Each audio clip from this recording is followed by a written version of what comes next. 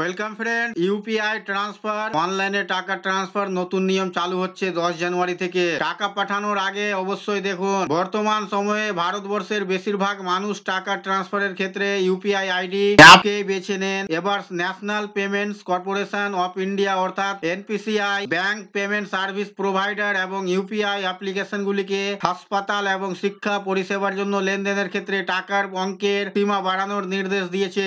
আগে এই টাকা লেনদেনের সীমা ছিল 1 লক্ষ টাকা, এখন তা বাড়িয়ে 5 লক্ষের দোরগোড়ায় পৌঁছে দিয়েছে। সম্প্রতি national payment corporation of India হাসপাতাল এবং শিক্ষা পরিষেবার জন্য ইউপিআই লেনদেনের সীমা বর্ধিত করেছে। 1 লক্ষ টাকা থেকে এই সীমা বাড়িয়ে 5 লক্ষ টাকা করার সিদ্ধান্ত নিয়েছে এনপিসিআই কর্তৃপক্ষ।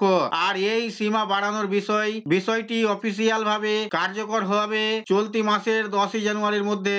NPCI bank payment service provider এবং ইউপিআই অ্যাপ্লিকেশনগুলিকে নির্দিষ্ট মার্চেন্ট বিভাগের জন্য লেনদেনের সীমা যাতে বর্ধিত করা হয় সেই বিষয়ে নির্দেশ দিয়েছে। এই প্রসঙ্গে ইনফিবিম অ্যাভিনিউ এর জয়েন্ট ম্যানেজিং ডাইরেক্টর বিশ্বাস পটেল বলেন, এটি সঠিক পথে একটি পদক্ষেপ। এই সেক্টরগুলিতে গ্রাহকদের খরচ বেড়েছে আর আগামী 10 জানুয়ারির মধ্যে এই পরিবর্তনগুলি বাস্তবায়নের রূপ দেওয়া যাবে না বলে তার মনে হচ্ছে। তবে ফোন পে ইতিমধ্যেই নিশ্চিত করেছে যে তারা নির্ধারিত সময়সীমার মধ্যেই এই ব্যবস্থা চালু করতে পারবে। এনপিসিআই কর্তৃপক্ষ এক বিজ্ঞপ্তির মাধ্যমে স্পষ্ট ঘোষণা করছে যে সদস্যগণ ইউপিআই অ্যাপ্লিকেশন মার্চেন্ট এবং অন্যান্য পেমেন্ট সরবরাহকারীদের অনুরোধ করা হচ্ছে যে তারা এই বিষয়টি নজরে রাখেন এবং প্রয়োজনীয় পরিবর্তনগুলি করে নিন। 2024 সালের 10 জানুয়ারির মধ্যে এই বদলগুলি করা অনুরোধ করা হচ্ছে। দিনে দিনে ইউপিআই আইডির ব্যবহারকারীদের সংখ্যা বৃদ্ধি পাচ্ছে।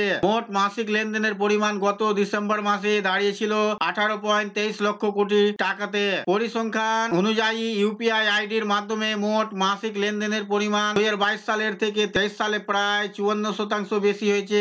লেনদেনের এই সংখ্যাটি 12.2 বিলিয়ন হয়েছে। গত নভেম্বরে লেনদেনের সংখ্যা ছিল 17.40 লক্ষ কোটি টাকা এবং অক্টোবরে ছিল 17.16 লক্ষ কোটি টাকা। তবে যে সমস্ত গ্রাহকরা 1 বছরের বেশি সময় ধরে ইউপিআই আইডি ব্যবহার করছেন না তাদের ইউপিআই আইডি ডিঅ্যাক্টিভেট হয়ে যাবে। আর এই ডিঅ্যাক্টিভেট থাকা ইউপিআই আইডি গুলি 1 জানুয়ারি থেকে বন্ধ করে দেওয়ার পরিকল্পনা গ্রহণ করা হয়েছে। তবে এক্ষেত্রে চিন্তা করার কোনো কারণ নেই। গ্রাহকরা পুনরায় নতুন করে রেজিস্টার করে এই ইউপিআই আইডি ব্যবহার করতে পারবেন। এই ছিল বন্ধুরা আজকের এই ভিডিও আপনাদের জন্য। আশা করছি ভিডিও আপনাদের কাছে খুব তথ্যমূলক। ভিডিও ভালো লাগলে অবশ্যই লাইক করবেন, শেয়ার করে আপনার সকল বন্ধুদের সাহায্য করবেন আর চ্যানেলটিতে নতুন হলে সাবস্ক্রাইব করে পাশে থাকা বেল আইকনে ক্লিক করবেন। আবার দেখা হবে পরবর্তী ভিডিওতে।